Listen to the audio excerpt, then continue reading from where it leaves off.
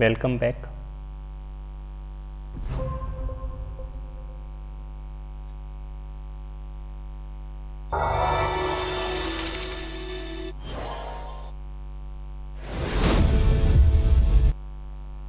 Hello friends, welcome back. आज हम 10th class के लिए next important topic arithmetic progressions के बारे में सिंपल डिस्कशन करेंगे। क्लास 10th के लिए क्विक रिवीजन्स है, फॉर्मूले बेस्ड।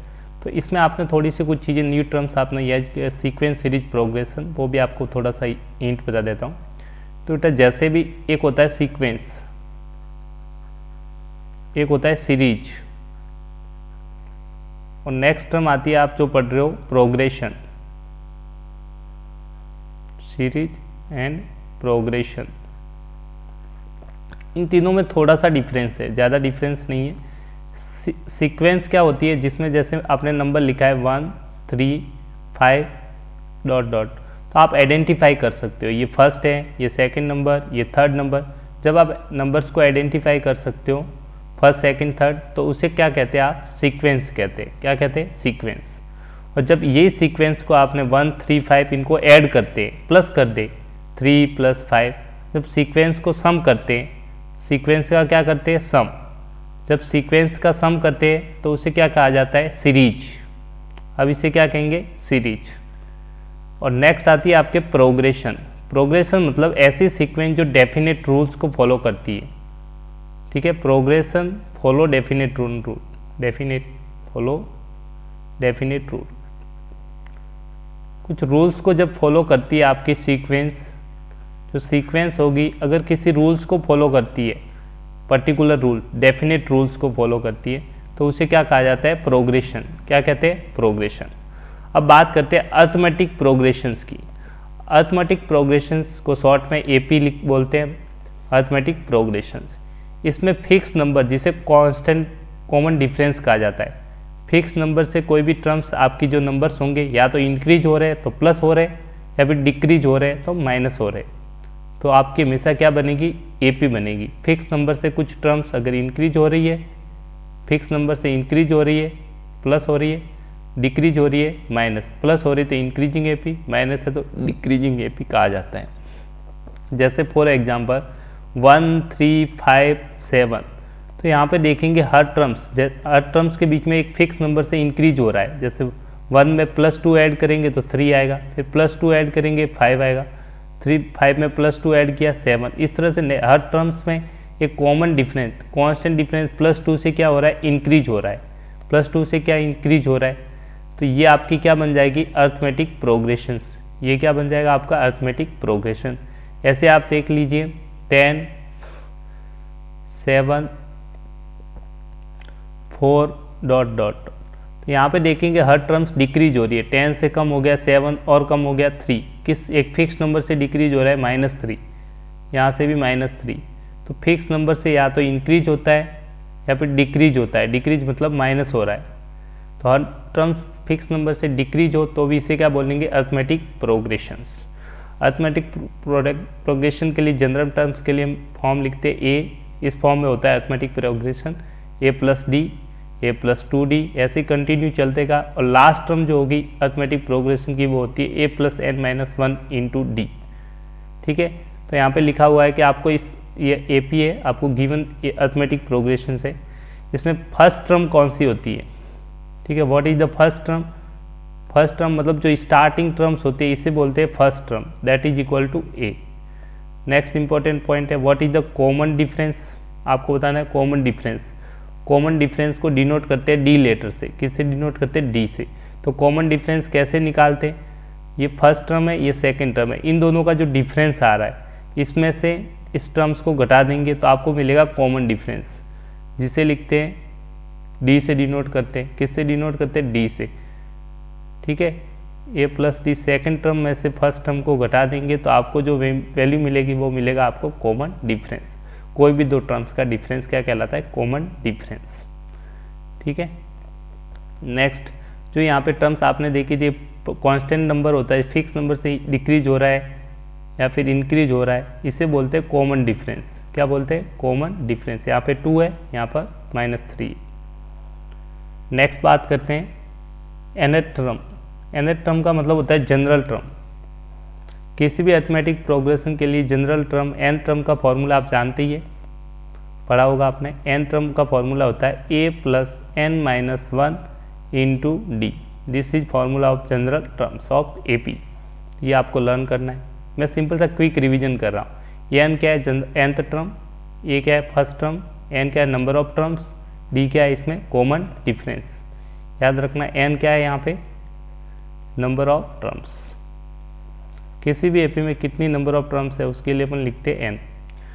जैसे किसी AP में आपको 15 टर्म चाहिए, इसका मतलब n की वैल्यू क्या है 15, तो इस फॉर्मूले में जहाँ जहाँ n है उसकी जगह 15 रख दीजिए। आपका फॉर्मूला बनेगा a की power 15 is equal to a plus n की वैल्यू कितना रखना है आपको 15, क्योंकि 15 टर्म पूछा है। 15 minus 1 into common difference d, तो इसको आप लिखेंगे a प्लस 14d। तो हमेशा जो यहाँ पे टर्म्स होगी उससे एक कम टर्म्स आएगी, n माइनस 1 हो जाएगा तो 14d। इस तरह से आप 15 टर्म लिख सकते हैं। नेक्स्ट जो टर्म्स होती है गिवन टर्म्स का सम ऑफ टर्म्स का फॉर्मूला आपने पढ़ा होगा। Sum of n terms of AP की सारी टर्म्स का सम फॉर्मूला SN से डिनोट करते हैं। ठीक है, इसके दो फार्मूले जो होते हैं, फर्स्ट आपने पढ़ा होगा n/2 2a plus n minus 1 into D. इस तरह से आप इजीली फार्मूला लिख सकते हैं। This is the D. एक और फार्मूला बोल रहा है, अगर लास्ट टर्म दे रखी हो तो n/2 a प्लस l, जिसे बोलते हैं लास्ट टर्म। लास्ट टर्म किसी किसी बुक में जो nth टर्म होती है इसी को क्या बोला जाता है लास्ट टर्म बोलते हैं। क्या बोलते हैं last term, l for last term. तो ये आपको ध्यान रखना है। तो दो फार्मूले आपने यूज किए। कौन सा फार्मूला कब यूज करना है तो ध्यान से देखिए। SN का जब ये फार्मूला यूज कर, जब आपको फर्स्ट टर्म पता हो और कॉमन डिफरेंस पता हो तो ये फार्मूला यूज करना है। जब आपको फर्स्ट टर्म और लास्ट टर्म पता हो तो आपको ये फार्मूला यूज करना है। ये आपको ध्यान रखना है। चल next, sum of n term from the end. तो ये AP की स्टार्टिंग टर्म का सम है, ये n टर्म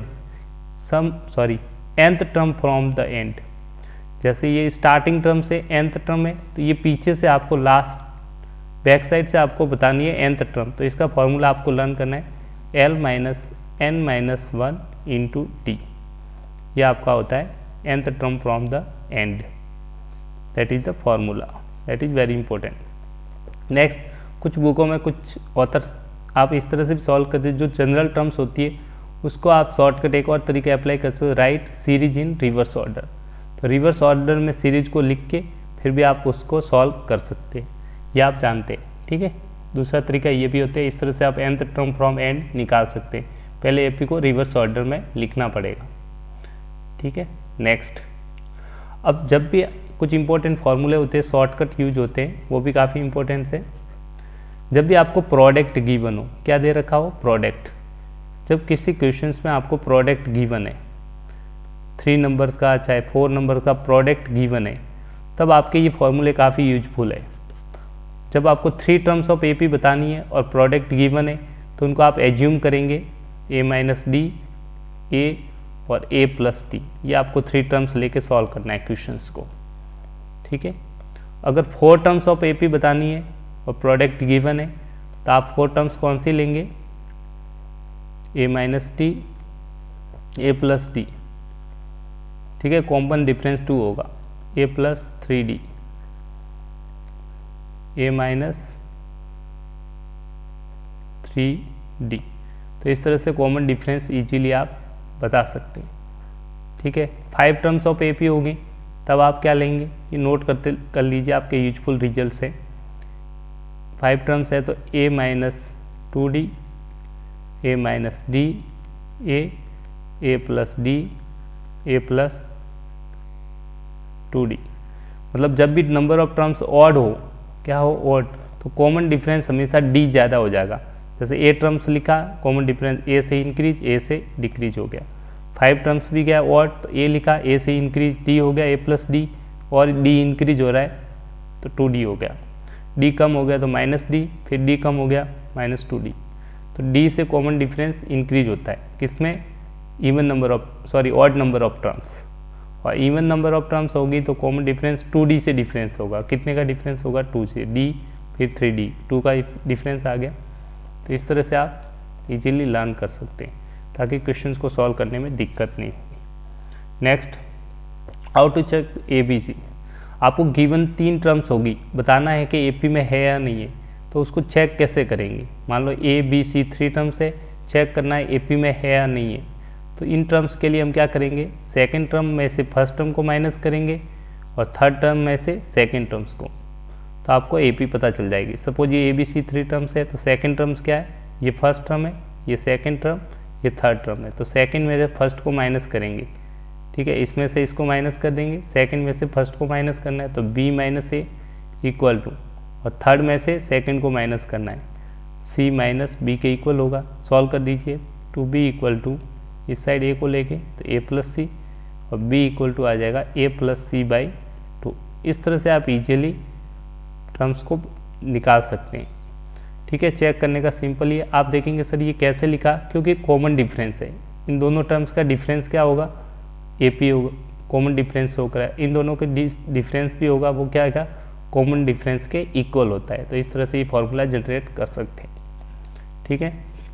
तो आप चेक कर सकते हैं, अगर नंबर ऑफ सब में वैल्यू D की सेम आ रही है तो कॉमन डिफरेंस सेम है, तो आप कहेंगे AP में है। फॉर एग्जांपल मैंने लिखा 2 4 6 8 डॉट डॉट, क्या ये AP में है या नहीं है, तो चेक करना है। तो हम लिखेंगे ये फर्स्ट टर्म है, ये फर्स्ट टर्म है, ये second term, third term, fourth term, ठीक है।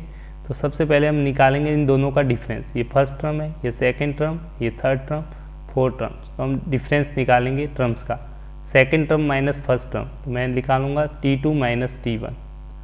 इन दोनों का डिफरेंस देख लीजिए, तो 4 माइनस 2 कितना आ रहा है, 2।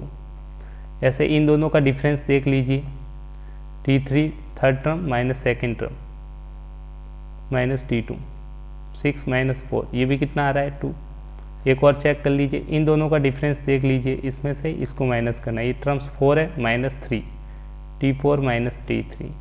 तो आप देखेंगे 8 माइनस 6 इक्वल टू 2। तो सब में जो कॉमन डिफरेंस है ये हमेशा क्या रहता है, 2 2 2 सेम है, तो हम कहेंगे दीज आर इन AP। तो हम कह सकते हैं दिस आर फ्रॉम AP, ये हमेशा किस में है, AP में, अर्थमेटिक प्रोग्रेशन में बने हुए। इस तरह से आप इजीली सॉल्व कर सकते हैं। नेक्स्ट इंपॉर्टेंट टर्म आता है अर्थमेटिक मीन। अर्थमेटिक मीन का मतलब होता है मिडल वैल्यू, मीन का मतलब होता है मिडल वैल्यू।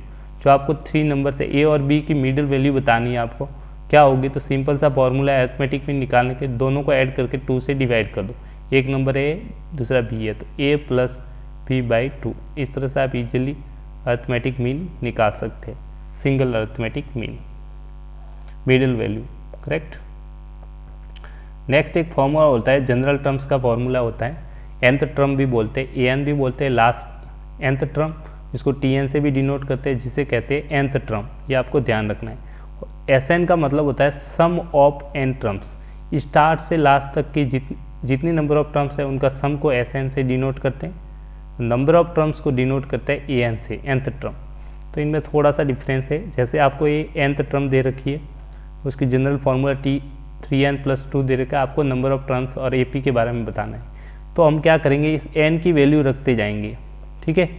n की वैल्यू 1 रखोगे तो फर्स्ट टर्म मिलेगी, n की वैल्यू 2 रख दोगे तो सेकेंड टर्म आपको मिलेगी, n की वैल्यू 3 रखोगे तो थर्ड टर्म मिलेगी। तो n की जगह अगर आपने 1 रख दिया, इसी में n की जगह 1 रख दीजिए, जहाँ जाए n उसकी जगह 1 आ जाएगा। तो यहाँ पे भी n है तो 1 आ जाएगा, 3 इंटू 1 प्लस 2, तो फर्स्ट टर्म आपकी आएगी 3 प्लस 2 5। n की जगह अगर आप 2 रख देंगे तो आपकी वैल्यू क्या आ जाएगी, 3n की जगह रखा 2, इस n की जगह, तो 3 2 प्लस 2, 3 2 जा 6 प्लस 2 8। n की जगह अगर आपने 3 रख दिया तो वैल्यू क्या आ जाएगी, 3 इंटू 3 प्लस 2, 3 3 जा 9 प्लस 2 11। तो इस तरह से ये जो नंबर ऑफ टर्म्स बनेगी ये AP बनेगी, क्या बनेगी, AP। तो AP आपकी हो गई first term, second term, third term.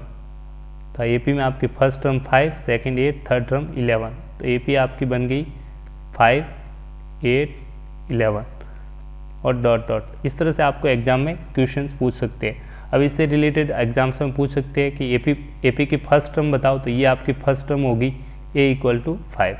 आपको पूछेंगे कॉमन डिफरेंस बता, तो इन दोनों का डिफरेंस बता दीजिए। डी क्या हो जाएगा, second term minus first term, 8 minus 5 equal to 3। इस तरह से आप AP की फर्स्ट सेकेंड टर्म्स भी इजीली निकाल सकते हैं। अगर आपको क्वेश्चन में गिवन हो SN दे रखा हो, sum of n terms 3n² plus 2 दे रखा है, तो अब आप क्या करेंगे, n की वैल्यू जैसे जैसे रखेंगे 1, तो सम ऑफ फर्स्ट टर्म का सम, ठीक है, n की वैल्यू अगर 1 रख देंगे इस n की जगह, इसी में n की जगह वैल्यू पुट करेंगे, एक बार 1 रखिए तो S1 मतलब सम ऑफ फर्स्ट टर्म आपको मिल जाएगा।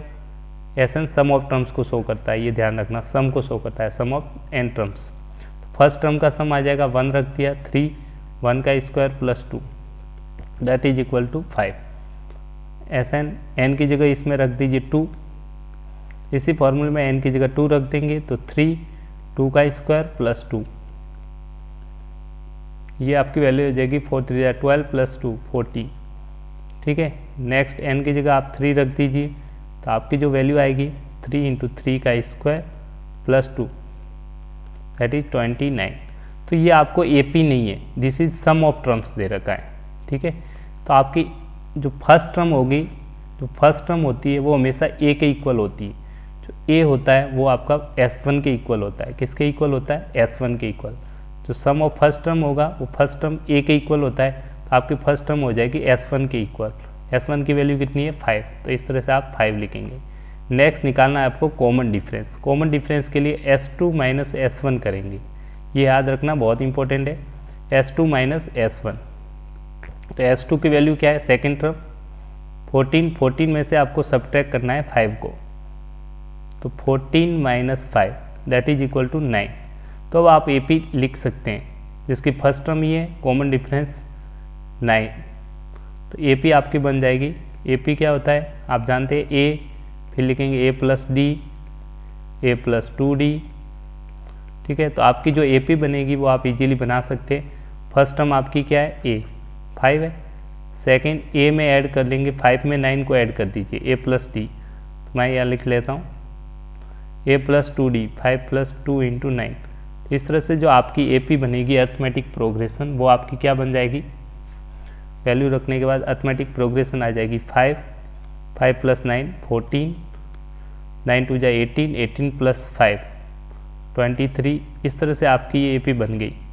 तो इस तरह से एग्जाम में आप AP भी बना सकते हैं। फिर AP बनने के बाद आपसे इससे रिलेटेड क्वेश्चन पूछ सकते हैं, फर्स्ट टर्म क्या है, तो आप बोलेंगे 5, कॉमन डिफरेंस क्या है, इन दोनों का डिफरेंस जो पहले से अभी बता रखा है कितना है, 9। तो इस तरह से आप AP भी जनरेट कर सकते हैं SN के फॉर्मूले से। I hope you enjoy the lecture, thank you. इस तरह से प्रैक्टिस करते रहिए, keep smiling. Thank you for watching this video and subscribe for next updates and thank you, bye bye, see you in the next lecture. I hope you enjoy the lecture. तो subscribe, और ये lecture उन्हीं के लिए जिन्होंने पहले से कुछ प्रैक्टिस की है और लास्ट टाइम रिवीजन एग्ज़ाम से पहले कर सकते हैं, तो आपकी और अच्छे से मार्क्स, आप अच्छे मार्क्स ला सकते हैं। Thank you, bye bye, take care and I hope you enjoy the lecture. Bye bye.